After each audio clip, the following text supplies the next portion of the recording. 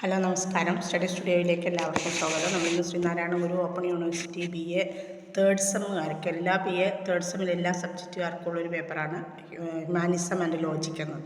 അതിലെ ഫസ്റ്റ് ബ്ലോക്കിലെ ഫസ്റ്റ് യൂണിറ്റാണ് ക്ലാസ്സിൽ ഡിസ്കസ് ചെയ്യാൻ പോകുന്നത്. അപ്പോൾ എക്സാമായി ഒന്ന് വിശദീകരിച്ച് അങ്ങനെ യൂണിറ്റ് പറയുന്നതിന് പകരം ക്വസ്റ്റ്യൻ ആൻസർ രൂപത്തിൽ അതൊന്ന് ചുരുക്കിയിട്ടൊന്ന് പറഞ്ഞു തരാൻ ശ്രമിക്കാനായിട്ട്. അപ്പോൾ 2 മാർക്കിൻ്റെ 5 മാർക്കിൻ്റെ എസ്സേ ടൈപ്പ് ക്വസ്റ്റ്യൻസ് ആയിട്ടാണ് ഓരോ യൂണിറ്റിലും പറയാൻ ഉദ്ദേശിക്കുന്നത്. അപ്പോൾ നിങ്ങൾ ക്ലാസ്സിലേക്ക് പോകുന്നതിന് മുമ്പ് ഈ ചാനൽ നിങ്ങൾ ആദ്യമായിട്ടാണ് കാണുന്നതെങ്കിൽ സബ്സ്ക്രൈബ് ചെയ്യുക, ഷെയർ ചെയ്യുക, നിങ്ങളുടെ കമൻറ്റുകൾ എഴുതി അറിയിക്കുക. ഒപ്പം പെയ്ഡ് നോട്ട്സ്, പെയ്ഡ് അസൈൻമെൻറ്റ്സ് ഒക്കെ ആവശ്യമുള്ളവരുണ്ടെങ്കിൽ മുൻ വീഡിയോസിലൊക്കെ ഡിസ്ക്രിപ്ഷൻ ബോക്സിൽ വാട്സപ്പ് നമ്പർ കൊടുത്തിരുന്നു. അതേപോലെ ഇതിൽ കൊടുക്കാം. നമ്പറിൽ ബന്ധപ്പെടുകയാണെങ്കിൽ വാട്സപ്പിൽ വരികയാണെങ്കിൽ ഡീറ്റെയിൽസ് പറഞ്ഞുതരാം കേട്ടോ. ക്ലാസ്സിലേക്ക് പോകും. അപ്പോൾ നമ്മൾ ഇവിടെ ശ്രദ്ധിക്കേണ്ട എന്താണെന്ന് വെച്ചാൽ ഈ ഒരു യൂണിറ്റിൽ പ്രധാനമായിട്ട് ഇപ്പോൾ നമ്മളെ പുസ്തകത്തിൻ്റെ പേര് തന്നെ എന്താണ്, ഹ്യൂമാനിസം ആൻഡ് ലോജിക്കാണ്. തന്ത്രങ്ങളിൽ എന്താണ് ഹ്യൂമാനിസം എന്നുള്ളത്, അതായത് മതപരമായ കാര്യങ്ങളിൽ ഹ്യൂമാനിസത്തിൻ്റെ പ്രസക്തിയാണ് ഇതിൽ ഫസ്റ്റ് യൂണിറ്റിൽ വരുന്നത്. അപ്പോൾ അവിടെ കഠോപനിഷത്തിൽ പറയുന്നുണ്ട്, അതായത് കഠോപനിഷത്തിൽ ശ്രദ്ധ, അനുകമ്പ കാര്യങ്ങളെക്കുറിച്ചൊക്കെ എന്താണ് പറഞ്ഞിട്ടുള്ളത് എന്നുള്ളതിൻ്റെ ബേസിക്. ഇപ്പോൾ നമ്മൾ ഫസ്റ്റ് യൂണിറ്റിൻ്റെ ഫണ്ടമെൻ്റൽ ടേംസാണ്, ഫൗണ്ടേഷണൽ ടേംസാണ്. അപ്പോൾ അതിനടിത്തറയായിട്ടുള്ള കുറച്ച് ടേംസുകളാണ് ഇതിൽ വരുന്നത്. അതേപോലെ തന്നെ പിന്നെ പറയുന്നത് ബുദ്ധൻ്റെ ധമ്മപദത്തിൽ പറയുന്ന ധമ്മപദം എന്ന ഗ്രന്ഥത്തിൽ പറയുന്ന കാര്യങ്ങളെക്കുറിച്ച്. പിന്നെ വരുന്നത് ക്രിസ്തുമതത്തിൽ പറയുന്ന കാര്യങ്ങളുണ്ട്, യേശുക്രിസ്തുവായിട്ട് ബന്ധപ്പെട്ടുള്ള കാര്യങ്ങൾ വരുന്നുണ്ട്. പിന്നെ ഇൻസാനിയ എന്ന ഇസ്ലാം മത വിശ്വാസപ്രകാരം ഹ്യൂമാനിസത്തിന് കൊടുക്കുന്ന പ്രാധാന്യത്തെക്കുറിച്ച് വിശദീകരിക്കുന്നുണ്ട്. പിന്നെ പോരാത്ത ശ്രീനാരായണ ഗുരുവിൻ്റെ ദർശനങ്ങളിൽ എന്താണ് അതിന് കൊടുത്തിട്ടുള്ള, അല്ലെങ്കിൽ അദ്ദേഹം എന്താണ് മാനവികതയ്ക്ക് കൊടുത്തിട്ടുള്ള പ്രാധാന്യം എന്നുള്ള കാര്യങ്ങളൊക്കെയാണ് ഒരു ഫസ്റ്റ് ബ്ലോക്കിലെ ഫസ്റ്റ് യൂണിറ്റിൽ വരുന്നത് കേട്ടോ. അതിനെ നമ്മൾ ക്വസ്റ്റ്യൻ ആൻസർ രൂപത്തിൽ പറയണം. ചില സംഭവങ്ങൾ അതുപോലെ ആഫ്രിക്കയിൽ ഒരു പദം ഉബുണ്ടു ഒക്കെ ഉദ്ദേശിക്കുന്നത് എന്താണെന്നൊക്കെയാണ് ഈ യൂണിറ്റിൽ വരുന്നതെന്ന് പറയാം. അത് 2 മാർക്കിൻ്റെ ക്വസ്റ്റ്യൻസ് പറയാം. First question, define the term shraddha as mention in the Kathopanishad. കഠോപനിഷത്തിൽ പരാമർശിച്ചിട്ടുള്ളതനുസരിച്ച് ശ്രദ്ധ എന്ന പദം നിർവചിക്കാനാണ്. അപ്പോൾ അതിൻ്റെ ഉത്തരം, ഒരു വിദ്യാർത്ഥിയോ ശിഷ്യനോ പ്രഗത്ഭനായ ഗുരുവിൻ്റെ അല്ലെങ്കിൽ ഒരു മാർഗദർശിയുടെ അധ്യാപനത്തിലും വാക്കിലും അർപ്പിക്കുന്ന വിശ്വാസം, അടുപ്പം എന്നിവ ഉൾക്കൊള്ളുന്ന ആശയമാണ് ശ്രദ്ധ എന്നാണ് കഠോപനിഷത്തിൽ ശ്രദ്ധയെക്കുറിച്ച് പറഞ്ഞിട്ടുള്ളത്. ഗുരു പകർന്നു നൽകുന്ന ജ്ഞാനത്തോടുള്ള അഗാധമായ ആദരവിനെയും ബഹുമാനത്തെയുമാണത് സൂചിപ്പിക്കുന്നത്. അപ്പോൾ ഇവിടെ താൻ പഠിക്കുന്നത് ഉൾക്കൊള്ളാനും ശ്രദ്ധാപൂർവം പരിശീലിക്കാനും പ്രേരണ ആർക്ക് കൊടുക്കണം? വിദ്യാർത്ഥിക്ക് കൊടുക്കുന്നതാണത്. മറ്റുള്ളവരെ പരിപാലിക്കാനും സമൂഹത്തിലെ അനീതി, അസമത്വം, അടിച്ചമർത്തലുകൾ എന്നിവയ്ക്കെതിരെ ചോദ്യങ്ങൾ ഉയർത്താനോ അല്ലെങ്കിൽ ഉന്നയിക്കാനോ ഒരാളെ പ്രേരിപ്പിക്കുന്ന അനുകമ്പ, സഹാനുഭൂതി തുടങ്ങിയ ബോധത്തോടു കൂടിയുള്ളതാണ് ശ്രദ്ധ എന്നാണ് കഠോപനിഷത്തിൽ ശ്രദ്ധയെക്കുറിച്ച് പറഞ്ഞിട്ടുള്ളത്. അതാണ് ആ ചോദ്യത്തിന് 2 മാർക്ക് നമ്മൾ ഉത്തരം കൊടുക്കുന്നത്. ഇനി രണ്ടാമത്തെ question, what is the central theme of Buddhist text Dhammapada? ബുദ്ധമത ഗ്രന്ഥമായ ധമ്മപദത്തിൻ്റെ പ്രധാന വിഷയം എന്താണ് എന്നാണ് ആൻസർ. സമാധാനപരവും ശാന്തവും ധാർമ്മികവുമായ നിലനിൽപ്പിലേക്ക് മനുഷ്യരെ നയിക്കുക എന്ന സുപ്രധാനമായ വിഷയമാണ് ധമ്മപദം എന്ന പുസ്തകത്തിൽ അല്ലെങ്കിൽ ബുദ്ധമത ഗ്രന്ഥത്തിലുള്ളത്. സങ്കീർണമായ ജീവിത പ്രശ്നങ്ങളെ ശ്രദ്ധയോടും സമചിത്തതയോടും ധാർമ്മികമായ പെരുമാറ്റത്തിലൂടെയും സമീപിക്കാൻ വ്യക്തികളെ പ്രാപ്തരാക്കാനുള്ള ഒരു ഉൾക്കാഴ്ചയും പ്രായോഗിക ജ്ഞാനവുമാണ് ഈ ധമ്മപദം എന്ന ഗ്രന്ഥം വാഗ്ദാനം ചെയ്യുന്നത്. നീതിപൂർവമായ ജീവിതം നയിക്കാൻ ആളുകളെ പ്രചോദിപ്പിക്കുകയും അതുപോലെ തന്നെ അനുകമ്പ, അഹിംസ തുടങ്ങിയ സ്വഭാവ ഗുണങ്ങൾ സ്വായത്തമാക്കുക, ഭൗതിക മോഹങ്ങൾ തുടങ്ങിയവയിൽ നിന്ന് അകന്നു നിൽക്കുക തുടങ്ങിയ സൽഗുണങ്ങൾ വളർത്തിയെടുക്കുക, പിന്നെ സമൂഹത്തിന് യോജിക്കുന്ന രീതിയിൽ ഇടപഴകുക, ഇതൊക്കെയാണ് ധമ്മപദത്തിൻ്റെ പ്രധാന സന്ദേശം. അതാണ് ആ ചോദ്യത്തിന് ഉത്തരവായിട്ട് വരുന്നത്. ഇനി മൂന്നാമതൊരു ചോദ്യം വരുന്നത്, explain the meaning of the term agape in the Christian context. Agape അപ്പം എന്താണ്? ക്രിസ്തീയ പശ്ചാത്തലത്തിൽ അഗാപ്പെ എന്ന പദത്തിൻ്റെ അർത്ഥം വിശദമാക്കുക. AGAPE എന്നാണ് കേട്ടോ അതിൻ്റെ സ്പെല്ലിങ്. അഗാപ്പെ എന്നതിൻ്റെ അപ്പോൾ എന്താണ് അതിൻ്റെ അർത്ഥം ക്രിസ്തുമതത്തിൽ നോക്കുക. ക്രിസ്തീയ പശ്ചാത്തലത്തിൽ അഗാപ്പെ എന്ന പദത്തിന് 2 പ്രധാന അർത്ഥങ്ങളുണ്ട്. ഒന്നാമതായിട്ട് അത് മാനവികതയോടുള്ള ദൈവത്തിൻ്റെ നിരുപാധികവും നിസ്വാർത്ഥവും നിത്യവുമായ സ്നേഹത്തെയാണ് പ്രതികരിക്കുന്നത്. അതായത് ദൈവം എങ്ങനെ നിസ്വാർത്ഥമായിട്ട് മനുഷ്യരെ നിത്യവും സ്നേഹിക്കുന്നു എന്നുള്ളത് സൂചിപ്പിക്കുന്നു. മാനുഷിക ധാരണയ്ക്കും പരിമിതികൾക്കും അതീതമാണ് ആ സ്നേഹം. രണ്ടാമതായിട്ട് വ്യക്തിപരമായ താല്പര്യങ്ങൾക്ക് അതീതവും ക്രിസ്തീയ സമൂഹത്തിനുള്ളിൽ ഐക്യം, അനുകമ്പ, പരസ്പര പിന്തുണ എന്നിവ പ്രോത്സാഹിപ്പിക്കുന്നതിനും യേശുക്രിസ്തുവിൻ്റെ വിശ്വാസികൾക്കിടയിൽ നിലനിൽക്കേണ്ട നിസ്വാർത്ഥമായ സ്നേഹത്തെയും ആഴത്തിലുള്ള കൂട്ടായ്മയെയുമാണ് അഗാപ്പെ എന്ന പദം സൂചിപ്പിക്കുന്നത്. രണ്ടാമതാണ് മനുഷ്യർ തമ്മിലുള്ള സ്നേഹമാണ്. അവിടെ പ്രത്യേകിച്ച് പറയാം ക്രിസ്തു മതത്തിലെ കോണ്ടക്സ്റ്റിൽ പറയുകയായതുകൊണ്ട് ക്രിസ്തീയ സമൂഹത്തിലെ ആളുകൾ തമ്മിലുള്ള ഇടപഴകലിൻ്റെയും അവർ തമ്മിലുള്ള കൂട്ടായ്മയുടെയും ഒരു അടയാളമായിട്ടാണ് അഗാപ്പെ എന്ന പദം ഉപയോഗിക്കുന്നത് എന്നാണ് പറയുന്നത് കേട്ടോ. ഇനി മറ്റൊരു ക്വസ്റ്റ്യൻ, നാലാമത്തെ question, what is the significance of kenosis in Christian theology? ക്രൈസ്തവ ദൈവശാസ്ത്രത്തിൽ കെനോസിസിൻ്റെ പ്രാധാന്യം എന്താണ് കെനോസിസ് എന്നുള്ളത്? ക്രിസ്തീയ ദൈവശാസ്ത്രത്തിലെ വളരെയധികം പ്രാധാന്യമുള്ള ആശയമാണിത് കെനോസിസ് എന്ന് പറയുന്നത്. ദൈവപുത്രനായിരുന്നിട്ടും ദൈവത്തിൻ്റെ എളിയ ദാസനാകാൻ തൻ്റെ ദിവ്യ സ്വഭാവവും പദവികളും മനഃപൂർവ്വം ത്യജിച്ച യേശു ക്രിസ്തുവിൻ്റെ സ്വയം വിമോചനം അല്ലെങ്കിൽ സ്വയത്യാഗം, ആത്മത്യാഗം എന്ന് പറയും ആണത് സൂചിപ്പിക്കുന്നത്. ഈ പ്രവൃത്തികളിലൂടെ യേശു മനുഷ്യരൂപത്തെ സ്വീകരിക്കുകയും കുരിശിലേറ്റപ്പെടുകയും ചെയ്തു. ഈ ആത്യന്തികമായിട്ട് മനുഷ്യരാശിയെ പാപത്തിൻ്റെ ചങ്ങലകളിൽ നിന്ന് വീണ്ടെടുക്കുന്നതിനും മനുഷ്യനെ രക്ഷയിലേക്കുള്ള പാത നൽകുന്നതിനു വേണ്ടിയാണ് ഈ ത്യാഗം യേശു ചെയ്തു കാണിച്ചു കൊടുത്തത്. അപ്പം അതാണ് കെനോസിസിനെ കുറിച്ചുള്ള 2 മാർക്കിൽ ചോദിക്കുകയാണെങ്കിൽ നമ്മൾ എഴുതേണ്ടതായിട്ടുള്ളൊരു ആൻസർ. ഇനി നമ്മളോട് ചോദിക്കാൻ സാധ്യതയുള്ള മറ്റൊരു ക്വസ്റ്റ്യനാണ്, define the term insaniya in the context of the Quran. ഖുർആൻ്റെ പശ്ചാത്തലത്തിൽ ഇൻസാനിയ എന്ന പദം നിർവചിക്കുക. 2 മാർക്കിനാണ് കേട്ടോ, അതന്നെ 5 മാർക്കിനൊക്കെ വരുന്നുണ്ട്. അപ്പോൾ ഇവിടെ പറയാം, ഖുർആൻ്റെ പശ്ചാത്തലത്തിൽ ഇൻസാനിയ എന്ന പദം മാനവികതയുടെയും ഏകത്വത്തിൻ്റെയും അടിസ്ഥാന തത്വങ്ങളെയാണ് ഉൾക്കൊള്ളുന്നത്. വംശം, ജാതി, മതം എന്നിവയുടെ ഉപരിപ്ലവമായ, അതായത് അതിലുപരിയായിട്ടുള്ള വ്യത്യാസങ്ങൾക്കപ്പുറം എല്ലാ മനുഷ്യരും ഒരൊറ്റ പരസ്പര ബന്ധിതമായ കുടുംബത്തിൻ്റെ ഭാഗമാണ് എന്ന് തിരിച്ചറിഞ്ഞുകൊണ്ട് ആളുകൾ സ്വീകരിക്കേണ്ട മാനവികതയെയും മര്യാദയെയും ഉയർത്തിക്കാട്ടുന്നതാണ്. ബഹുമാനത്തോടും അനുകമ്പയോടും ധാരണയോടെ പരസ്പരം അംഗീകരിക്കാനും സഹവർത്തിത്വം വളർത്താനും ഓരോ മനുഷ്യനിലും അന്തർലീനമായ അന്തസ്സ് ഉയർത്താനും ഇൻസാനിയ എന്ന ആശയം വ്യക്തികളോട് അഭ്യർത്ഥിക്കുന്നുണ്ട്. ഇത്രയാണ് അതിലെഴുതുന്നത്. ഞാൻ മറ്റൊരു ക്വസ്റ്റ്യനാണ്, what is the importance of rahma or mercy in Islam? ഇസ്ലാം മതത്തിലെ റഹ്മ അല്ലെങ്കിൽ മേഴ്സി, കാരുണ്യം എന്ന പദത്തിൻ്റെ പ്രാധാന്യം എന്താണ്? ഇസ്ലാം മതത്തിലെ അള്ളാഹുവിന് ഏറ്റവും പ്രധാനപ്പെട്ടവും ആദരണീയവുമായ ഗുണവിശേഷങ്ങളിൽ ഒന്നാണ് റഹ്മ അല്ലെങ്കിൽ കാരുണ്യം. കരുണ എന്ന ആശയം ജീവിതത്തിൽ ഉടനീളം പ്രാവർത്തികമാക്കേണ്ടതാണ് എന്ന് ഇസ്ലാം മത വിശ്വാസികളോട് നിഷ്കർഷിക്കുന്നുണ്ട്.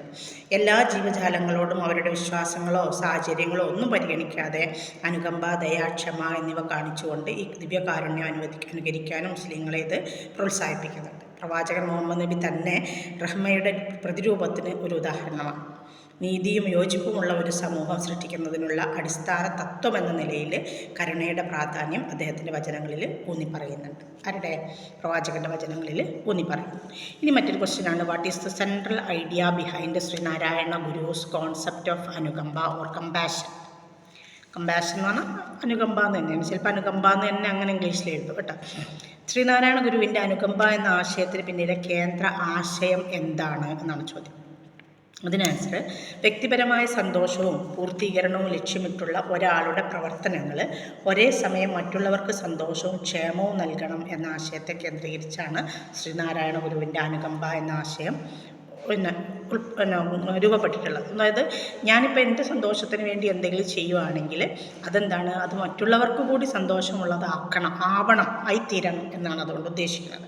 എല്ലാ ജീവജാലങ്ങളുടെയും പരസ്പര ബന്ധവും മാനുഷിക അനുഭവവും അംഗീകരിക്കുന്ന അഗാധമായ വിശ്വാസമാണ് അനുകമ്പ. ശ്രീനാരായണ ഗുരുവിൻ്റെ അഭിപ്രായത്തിൽ അനുകമ്പ എന്നത് കേവലം ഒരു സൽഗുണം മാത്രമല്ല, മറിച്ച് അതൊരു വഴികാട്ടിയാണ്. എന്തിനുള്ള വഴികാട്ടി? ഒരാളുടെ പ്രവർത്തനങ്ങളെയും തീരുമാനങ്ങളുടെയും നയിക്കുന്ന സമൂഹത്തിൻ്റെ മഹത്തായ നന്മയ്ക്ക് സംഭാവന നൽകുകയും എല്ലാവരുടെയും ക്ഷേമം പ്രോത്സാഹിപ്പിക്കുകയും ചെയ്യുന്ന വെളിച്ചം നൽകുന്ന ഒരാശയം കൂടിയാണ് ഇത് അനുകമ്പ. ആരുടെ അഭിപ്രായത്തിൽ? ഗുരുവിൻ്റെ അഭിപ്രായത്തിൽ. ഇനി 2 മാർക്കിന് തന്നെ മറ്റൊരു ചോദ്യം, how does the concept of Ubuntu explain human nature? Ubuntu എന്ന ആശയം മനുഷ്യപ്രകൃതിയെ വിശദീകരിക്കുന്നത് എങ്ങനെയാണ്? ഉബുണ്ടു എന്നത് എന്താണ്? മാനവികതയെ പറ്റിയുള്ളൊരു ആഫ്രിക്കൻ പദമാണ് കേട്ടോ ഉബുണ്ടു.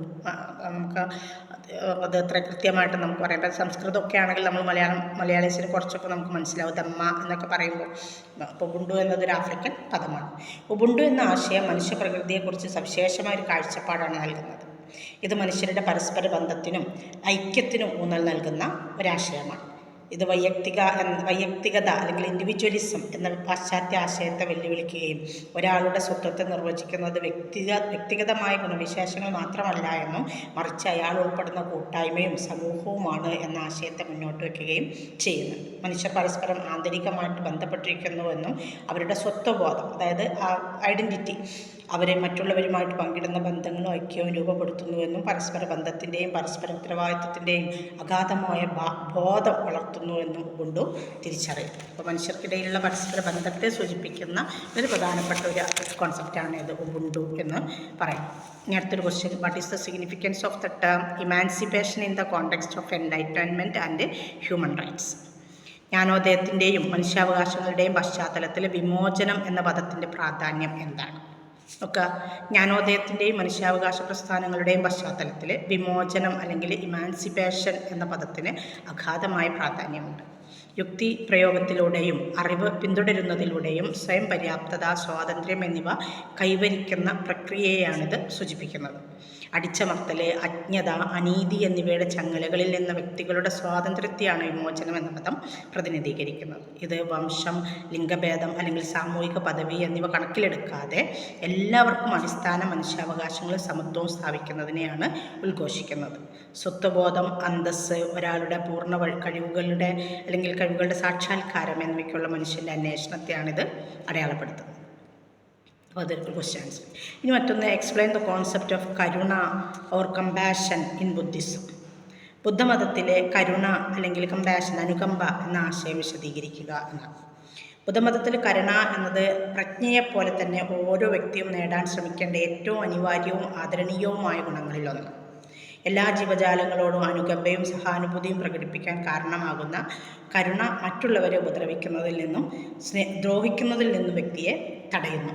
ഒരുവൻ്റെ സാഹചര്യങ്ങളും സവിശേഷതകളും ഒന്നും കണക്കാക്കാതെ ജീവികൾക്കെല്ലാം സന്തോഷവും സമാധാനവും ക്ഷേമവും ഒക്കെ ഉണ്ടാകുന്നതിനുള്ളൊരു പ്രേരണയാണ് ഏത്? കരുണ അല്ലെങ്കിൽ അനുകമ്പ. ഇനി 5 മാർക്കിന് ക്വസ്റ്റ്യൻസ് കേട്ടോ, paragraph questions. Explain the significance of the story of Nachiketa in the Katha Upanishad and its relevance to the concept of shraddha. പറഞ്ഞില്ലേ നേരത്തെ കഠോപനിഷത്തിനെ കുറിച്ച്. കഠോപനിഷത്തിലെ നചികേത കഥയുടെ പ്രാധാന്യം, ശ്രദ്ധ എന്ന ആശയത്തോടുള്ള അതിൻ്റെ പ്രസക്തിയും വിശദീകരിക്കുക. അപ്പോൾ നചികേതയുടെ പിതാവ് ഒരു രാജാവാണ്. ആ രാജാവ് യാഗം നടത്താണ്. കഥ ഒന്ന് ചുരുക്കിയിട്ട് പറയാം. യാഗം നടത്തുമ്പോൾ അദ്ദേഹം കന്നുകാലികളെയൊക്കെ എന്ത് ചെയ്യുന്നുണ്ട്? ബലിയർപ്പിക്കാൻ വേണ്ടി ശ്രമിക്കുന്നുണ്ട്. അപ്പോൾ അത് അദ്ദേഹത്തിൻ്റെ മകനായ നചികേതസിന് അത് ഇഷ്ടപ്പെടുന്നില്ല. അപ്പോൾ നചികേതസ് ചോദിക്കുകയാണ്, എന്തിനെയാണ് പിതാവ് താങ്കൾ ദാനമായിട്ട് കൊടുക്കാൻ പോകുന്നത്? അപ്പോൾ പറയുകയാണ് എന്ത് ഇതിനോടൊക്കെ അനുകമ്പ കാണിക്കേണ്ടതിനെക്കുറിച്ച് ചോദ്യം ചെയ്യുകയാണ് മകൻ. അതാണ് ആ കഥയുടെ അന്തസത്ത കേട്ടോ. ഇനി നമുക്ക് ക്വസ്റ്റ്യൻ ആൻസറിലേക്ക് പോകാം. എന്നാണ് കഠോപനിഷത്തിലെ നചികേതസ് കഥയുടെ പ്രാധാന്യം, ശ്രദ്ധ എന്ന ആശയത്തോടുള്ള അതിൻ്റെ പ്രസക്തിയും വിശദീകരിക്കാനാണ് നമ്മളോട് പറഞ്ഞിട്ടുള്ളത്. കഠോപനിഷത്തിലെ നചികേതസിൻ്റെ കഥ പണ്ഡിതനായ ഒരു ഗുരുവിൻ്റെ വാക്കുകളിലൂടെ ശ്രദ്ധയുടെ അല്ലെങ്കിൽ വിശ്വാസ പരിചരണം എന്നിവയുടെ പ്രാധാന്യം എടുത്തു കാണിക്കുന്നു. ജിജ്ഞാസയും അന്വേഷിയുമായ നചികേതസ് എന്ന കുട്ടി ബലിയർപ്പിക്കുമ്പോൾ ദുർബലരായ കന്നുകാലികളെ ഉപേക്ഷിക്കുന്ന പിതാവിൻ്റെ പ്രവർത്തനങ്ങളെ ചോദ്യം ചെയ്യുകയാണ്.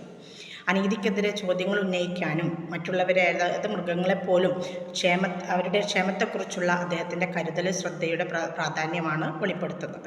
മറ്റുള്ളവരെ പരിചരിക്കാനും ധൈര്യത്തോടെ ചോദ്യങ്ങൾ ചോദിക്കാനും വ്യക്തികളെ പ്രേരിപ്പിക്കുന്ന ഒരു ഘടകമാണ് ശ്രദ്ധ എന്ന് ഈ കഥ പറയും. എന്നിട്ട് പിന്നെ ഈ നചികേതസിനെ അദ്ദേഹത്തിൻ്റെ പിതാവ് മൃത്യുദേവൻ്റെ അടുത്തേക്ക് അയക്കുന്നുണ്ട്. അപ്പം മൃത്യുദേവൻ അദ്ദേഹത്തിൽ കാണുന്ന മനുഷ്യത്വത്തിൻ്റെ പേരിൽ അദ്ദേഹത്തെ അദ്ദേഹത്തെ പ്രശംസിക്കുന്ന പോലും ഉണ്ട് ആ കഥയിൽ. അങ്ങനെയൊക്കെയുണ്ട് കഥയിൽ. ഇന്നൊക്കെ നമ്മൾ അടുത്ത question, discuss the teachings of Dhammapada on leading virtuous life and the importance of controlling one's mind. ധർമ്മപദത്തിലെ സദ്വൃത്തമായ അല്ലെങ്കിൽ സൽഗുണ ജീവിതം നയിക്കുന്നതിനെക്കുറിച്ചും മനസ്സിനെ നിയന്ത്രിക്കേണ്ടതിൻ്റെ പ്രാധാന്യത്തെക്കുറിച്ചും ചർച്ച ചെയ്യുക. വീണ്ടും നമ്മളതിലേക്ക് പോവാണ്. ധമ്മപദ എന്ന ബുദ്ധമത ഗ്രന്ഥത്തിലേക്ക് പോവാണ് കേട്ടോ. ഇവിടെ നമ്മൾ 2 മാർക്കിന് പറഞ്ഞു, അതും കൂടി ഇതിൽ ഉൾപ്പെടുത്തിയിട്ട് എഴുതാം. തിന്മകൾ ഒഴിവാക്കുകയും സൽവൃത്തികൾ അല്ലെങ്കിൽ നല്ല ഗുണങ്ങൾ ശീലമാക്കുകയും നല്ല ഗുണമുള്ളൊരു ജീവിതം നയിക്കേണ്ടതിൻ്റെ പ്രാധാന്യവും ബുദ്ധമത ഗ്രന്ഥമായ ധമ്മപദം പറയുന്നുണ്ട്. ഒരു വ്യക്തിയെ അനാവശ്യ പ്രവർത്തനങ്ങളിലേക്ക് നയിക്കുന്ന ഘടകമാണ് ആ വ്യക്തിയുടെ മനസ്സെന്നാണ് ബുദ്ധൻ പറയുന്നത്.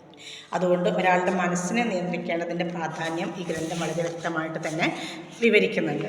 ശരിയായ ചിന്തകളിൽ ശ്രദ്ധ കേന്ദ്രീകരിക്കാനും സംയമനം പാലിക്കാനും വിദ്വേഷം, അത്യാഗ്രഹം, കോപം തുടങ്ങിയ തെറ്റായ വികാരങ്ങളെ കീഴടക്കാനും ഈ ഗ്രന്ഥം വ്യക്തികളെ പ്രോത്സാഹിപ്പിക്കുന്നു. സദ്ഗുണമുള്ള ചിന്തകളും പ്രവൃത്തികളും നല്ല ഫലങ്ങൾ നൽകുന്നുവെന്നും കൂടുതൽ ഊർജ്ജസ്വലവും ശാന്തവുമായ ജീവിതം നയിക്കാൻ ആളുകളെ പ്രാപ്തനാക്കുമെന്നും തെറ്റായ ചിന്തകളും പ്രവർത്തനങ്ങളും നാശത്തിലേക്കും കഷ്ടപ്പാടിലേക്കും നയിക്കുന്നുവെന്നും ഇത് ഈ ഗ്രന്ഥം ആളുകളെ പഠിപ്പിക്കുന്നു. മനസ്സിനെ നിയന്ത്രിക്കാനും ശരിയായ ലക്ഷ്യങ്ങളിൽ ശ്രദ്ധ കേന്ദ്രീകരിക്കാനും ശ്രദ്ധ, ജ്ഞാനം തുടങ്ങിയ അനുകമ്പ തുടങ്ങിയ സൽഗുണങ്ങൾ സ്വീകരിക്കാനും ധമ്മപദം വ്യക്തികളെ പ്രോത്സാഹിപ്പിക്കുന്നു. ഇത്രയാണ് അതിൻ്റെ ആൻസർ കൊടുക്കേണ്ടത് കേട്ടോ. പിന്നെ നമുക്ക് നേരത്തെ പറഞ്ഞ 2 മാർക്കിൻ്റെ ബാക്കി സെൻറ്റൻസിലൂടെ ഇതിലേക്ക് കൂട്ടിച്ചേർത്ത് എഴുതാം. അങ്ങനെ 5 മാർക്കിന് അതേ സംഭവം തന്നെയാണ് ഈ ചോദിക്കുന്നത്. ഇനി അടുത്തൊരു ക്വസ്റ്റ്യനാണ്, explain the concept of agape in Christianity and in significance in promoting social cohesion and empathetical love. അപ്പോൾ നമ്മൾ കോൺസെപ്റ്റ് ഓഫ് അഗാപ്പെ നമ്മൾ നേരത്തെ പറഞ്ഞു. അതിൻ്റെ കൂടെ ഇനിയിപ്പോൾ എന്താണ് significance in promoting social cohesion and empathetic love എന്ന് കൂടി ചേർക്കണം. അതായത് ക്രിസ്തുമതത്തിൽ അഗാപ്പെ എന്ന ആശയം, അതാണ് നമ്മൾ വിശദീകരിച്ച നേരത്തെ, ആശയവും സാമൂഹിക ഐക്യവും സഹാനുഭൂതി അല്ലെങ്കിൽ സഹാനുഭൂതിയുള്ള സ്നേഹവും പ്രോത്സാഹിപ്പിക്കുന്നതിൽ അതിൻ്റെ പ്രാധാന്യവും വിശദമാക്കുക എന്നാണ് ചോദ്യം. 5 മാർക്കിന് നമുക്ക് ക്രിസ്തുമതത്തിൽ അഗാപ്പെ എന്ന ആശയം മനുഷ്യവർഗത്തോടുള്ള ദൈവത്തിൻ്റെ നിരുപാധികമായ സ്നേഹത്തെയും മനുഷ്യർ തമ്മിലുള്ള നിസ്വാർത്ഥ സ്നേഹത്തെയും സൂചിപ്പിക്കുന്നു. നമ്മൾ നേരത്തെ പറഞ്ഞ കാര്യമാണ്. യേശു തൻ്റെ ശിഷ്യന്മാരെ ഒരുമിച്ച് കൂട്ടുകയും അവരുടെ പാദങ്ങൾ കഴുകുകയും അവരോടൊപ്പം അപ്പം മുറിക്കുകയും ചെയ്യുന്ന കുർബാനയിൽ അഗാപ്പെ ആഘോഷിക്കുന്നു. ഇത് ഓരോ വ്യക്തിയും പരസ്പരം കൈമാറേണ്ട ആത്മവിശ്വാസത്തിൻ്റെയും സ്നേഹത്തിൻ്റെയും പ്രതീകമാണ്. വിശുദ്ധ പൗലോസ് അല്ലെങ്കിൽ സെൻറ്റ് പൗലോസ് കൊരിന്ത്യർക്ക് എഴുതിയ കത്തിൽ, കൊരിന്ത്യർ എന്നൊരു വിഭാഗത്തിന് എഴുതിയ കത്തിൽ സാമൂഹിക ഐക്യം പ്രോത്സാഹിപ്പിക്കുന്നതിലും ക്രിസ്ത്യൻ സമൂഹത്തിലെ ദരിദ്രർക്കും പാർശ്വവൽക്കരിക്കപ്പെട്ടവർക്കുമെതിരായ വിവേചനം തടയുന്നതിലും അഗാപ്പയുടെ പ്രാധാന്യം എടുത്തു കാണിക്കുന്നുണ്ട്. യേശുവിൻ്റെ മാതൃക പിന്തുടർന്ന് വ്യക്തിപരമായ ത്യാഗങ്ങളുടെ ചെലവിൽ പോലും വ്യക്തികളെ പരസ്പരം സ്നേഹിക്കാനും പരിപാലിക്കാനും പ്രോത്സാഹിപ്പിക്കുന്ന ഒരു ത്യാഗോജ്വലമായ ജീവിതത്തെയാണ് അഗാപ്പെ പ്രതിനിധീകരിക്കുന്നത്. സഹാനുഭൂതി നിറഞ്ഞ സ്നേഹത്തിൻ്റെ ഈ ആശയം വ്യക്തികൾക്കിടയിൽ സാമൂഹിക ഐക്യം, അനുകമ്പ എന്നിവ പ്രോത്സാഹിപ്പിക്കുകയും കൂട്ടായ്മയുടെയും സാമൂഹ്യബോധത്തിൻ്റെയും ബോധം വളർത്തുകയും ചെയ്യുന്നുണ്ട്. അതാണൊരു ക്വസ്റ്റ്യൻ. 3 ഇനി 4ാമത്തെ 5 മാർക്കിൻ്റെ ക്വസ്റ്റ്യനാണ്, discuss the importance of insaniya and rahma in Islam and the relevance in promoting harmony and compassion in society. ഇതിൽ മനസ്സിലാക്കേണ്ടതെന്ന് വെച്ചാൽ ആകെ ഇത്ര വഴികളുള്ളൂ. അതിന് 2 മാർക്കിന് അതിനൊരു തരത്തിൽ, 5 മാർക്കിനാകുമ്പോൾ അതിൽ ഒന്ന് കുറച്ചുകൂടി ഒരു വ്യത്യസ്തമായ തരത്തിൽ അതിലേക്ക് എഴുതാം. പിന്നെ എസ്സേ ആയിട്ട് ചോദിക്കുക. അതിൽ നിന്ന് 2 എസ്സേ നമുക്ക് പ്രതീക്ഷിക്കാം. പറയാം ഏതൊക്കെയാണ് നോക്കാം. ഇസ്ലാം മതത്തിലെ ഇൻസാനിയയുടെയും റഹ്മയുടെയും പ്രാധാന്യവും സമൂഹത്തിലെ ഐക്യവും അനുകമ്പയും പ്രോത്സാഹിപ്പിക്കുന്നതിൽ അവയുടെ പ്രസക്തിയും ചർച്ച ചെയ്യുക എന്നാണ്. സമൂഹത്തിലെ ഐക്യവും സഹാനുഭൂതിയും വളർത്തുന്നതിൽ ഇസ്ലാം മതത്തിൽ ഇൻസാനിയ അഥവാ മാനവികത, റഹ്മ അഥവാ കരുണ എന്നീ സങ്കല്പങ്ങൾ വളരെ പ്രാധാന്യം അറിയിക്കുന്നുണ്ട്. വംശം, ജാതി, മതം എന്നിവ കണക്കിലെടുക്കാതെ പരസ്പരം അംഗീകരിക്കാനും ബഹുമാനിക്കാനും ആളുകളെ പ്രോത്സാഹിപ്പിച്ചുകൊണ്ട് മാനവികതയുടെ ഏകത്വത്തിന് ഇൻസാനിയ ഊന്നൽ കൊടുക്കുന്നു. ഒരു ഒത്തൊരുമയോടെ ജീവിക്കുകയും നല്ല പ്രവൃത്തികളിൽ പരസ്പരം സഹകരിക്കുകയും ചെയ്യുക എന്ന ആശയത്തെയാണിത് പ്രോത്സാഹിപ്പിക്കുന്നത്. അള്ളാഹുവിൻ്റെ ഏറ്റവും പ്രധാനപ്പെട്ട ഗുണങ്ങളിലൊന്നായ റഹ്മ എല്ലാ ജീവജാലങ്ങളോടും കരുണയും അനുകമ്പയും കാണിക്കാൻ മുസ്ലിങ്ങളെ പഠിപ്പിക്കുന്നു. പ്രവാചകൻ മുഹമ്മദ് നബി റഹ്മയുടെ പ്രാധാന്യം ഊന്നിപ്പറയുകയും മൃഗങ്ങളോടും പക്ഷികളോടും മറ്റ് ജീവജാലങ്ങളോടും ദയയോടും കരുണയോടും പെരുമാറാൻ അനുയായികളോട് നിർദ്ദേശിക്കുകയും ചെയ്തിട്ടുണ്ട്. കരുണയുള്ളവരായിരിക്കേണ്ടതിൻ്റെയും ജീവിതത്തിൽ ദുരിതമനുഭവിക്കുന്നവരെ സഹായിക്കേണ്ടതിൻ്റെയും പ്രാധാന്യം ഖുർആൻ ആവർത്തിച്ച് പറയുന്നുണ്ട്. ഇൻസാനിയയും റഹ്മയും മുസ്ലിം സമൂഹത്തിലെ ഐക്യം, സഹാനുഭൂതി, അനുകമ്പ എന്നിവ വളർത്തുകയും സമാധാനം, ഐക്യം, ക്ഷേമം എന്നിവ പ്രോത്സാഹിപ്പിക്കുകയും ചെയ്യുന്നുണ്ട്. അതാണ് അതിൻ്റെ ക്വസ്റ്റ്യൻ ആൻസർ. ഇനി അടുത്തൊരു ക്വസ്റ്റ്യനാണ്, explain the concept of Ubuntu and it's significance in the understanding human nature from an African philosophical perspective. അപ്പോൾ നമ്മൾ കോൺസെപ്റ്റ് ഓഫ് ഉബുണ്ടു നമ്മൾ പറഞ്ഞു കഴിഞ്ഞു. 2 മാർക്കിലാണെങ്കിൽ നമുക്ക് അത്രയേ ഉള്ളൂ. ഇനിയിപ്പോൾ അതിൻ്റെ എന്താണ് ഒരു ആഫ്രിക്കൻ പശ്ചാത്തലത്തിൽ അതിനെ വിശദീകരിക്കണം. ആഫ്രിക്കൻ തിയോളജിക്കൽ പശ്ചാത്തലത്തിൽ നമ്മൾ അതിനെ വിശദീകരിക്കണം. അപ്പോൾ അതിലേക്കാണ് ആൻസറിലേക്ക് പോകുന്നത്. പരസ്പര ബന്ധത്തിൻ്റെയും മനുഷ്യരുടെ മൈത്രി സ്വഭാവത്തിൻ്റെയും അടിസ്ഥാനത്തിൽ മനുഷ്യ സ്വഭാവത്തെ വിശദീകരിക്കുന്ന ഒരു ആഫ്രിക്കൻ ദാർശനിക ആശയമാണ് ഉബുണ്ടു. ഒരു വ്യക്തിയുടെ വ്യക്തിത്വം നിർവചിക്കുന്നതിന് വ്യക്തിത്വത്തെക്കാൾ അവരുടെ കൂട്ടായ അല്ലെങ്കിൽ സാമൂഹ്യ ബന്ധങ്ങളാണെന്നാണ് ഇത് ഊന്നി പറയുന്നത്. ഞാൻ നിങ്ങൾ തന്നെയാണ്, ഞാൻ നിങ്ങൾ തന്നെയാണ് എന്ന വാദം ഉബുണ്ടുവിൻ്റെ അടിസ്ഥാന ആശയത്തെ ഉൾക്കൊള്ളുന്നു.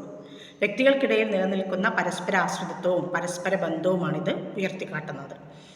പാശ്ചാത്യ മാനവിക പാരമ്പര്യങ്ങളിൽ പ്രചാരത്തിലുള്ള വ്യക്തിവാദം എന്ന ആശയത്തെ നിരാകരിച്ചുകൊണ്ട് ഉബുണ്ടു സംസ്കാരം ഐക്യം, സഹകരണം, പരസ്പരാശ്രിത ലോകവീക്ഷണം എന്നിവ പ്രോത്സാഹിപ്പിക്കുന്നു.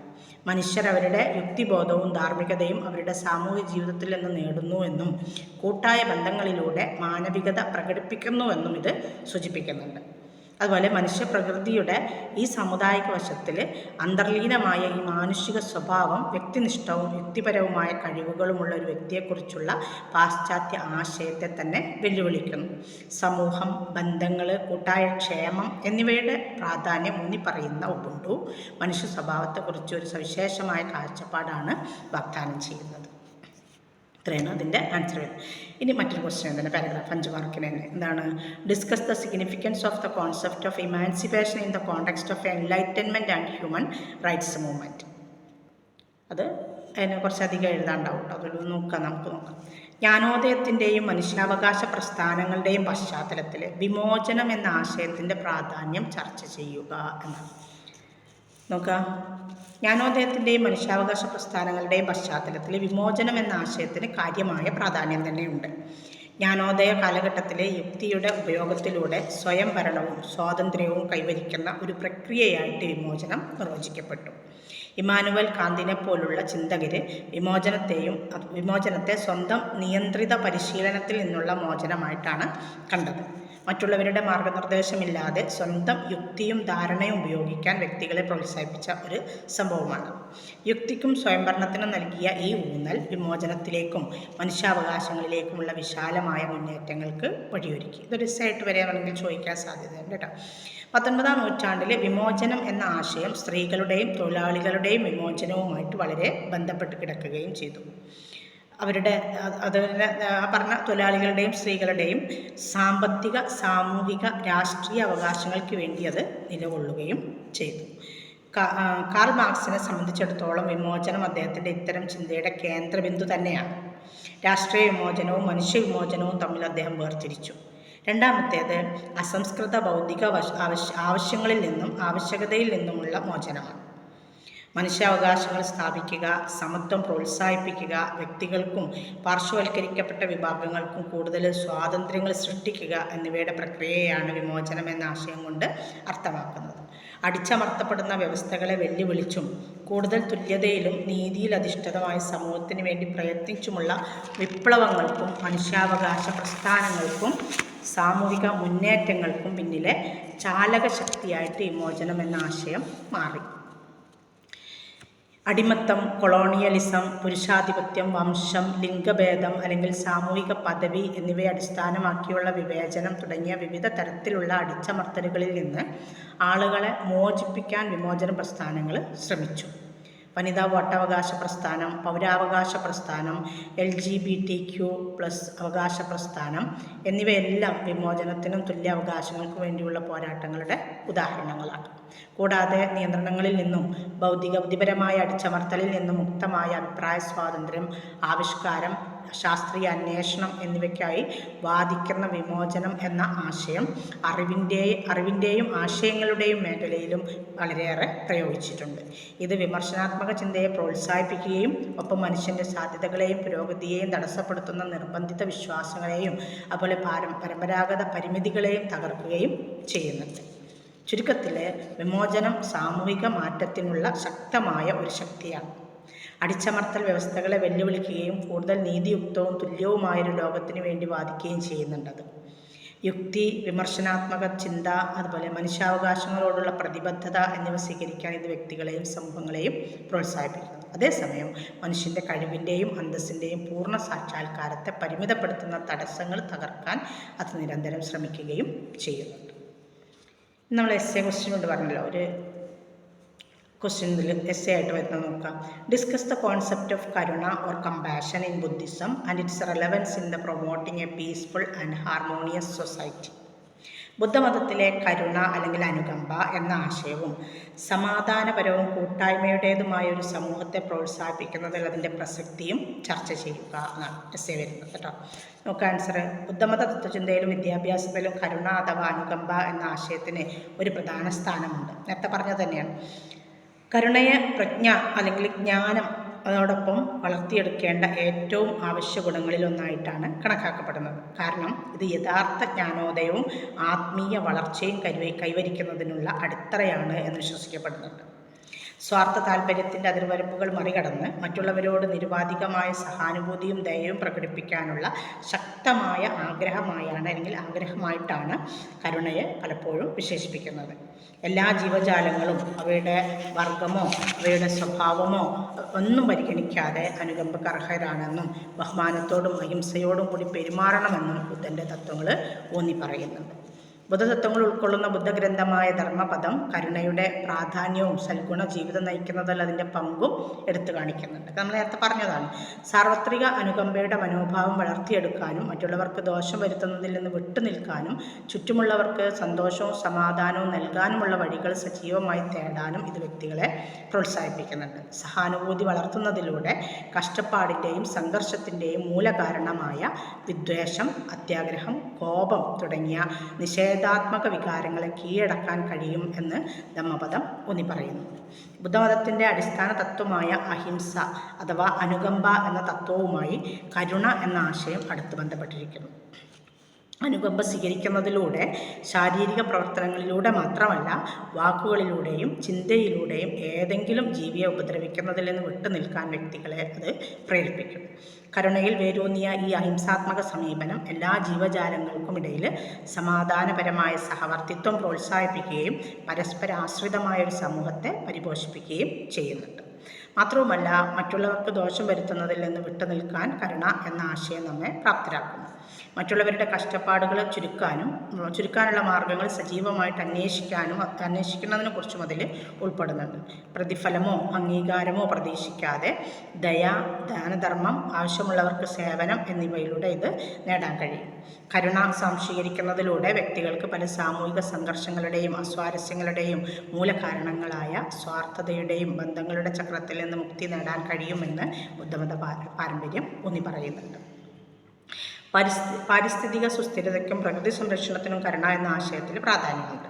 എല്ലാ ജീവജാലങ്ങളോടുമുള്ള പരസ്പര ബന്ധം ബുദ്ധമതം അംഗീകരിക്കുന്നത് പോലെ പ്രകൃതി ലോകത്തെ ആദരവോടെയും അനുകമ്പയോടെയും പരിഗണിക്കാനും ഭാവി തലമുറകൾക്ക് വേണ്ടി അതിനെ സംരക്ഷിക്കാനും കരുണ വ്യക്തികളെ പ്രോത്സാഹിപ്പിക്കുന്നു.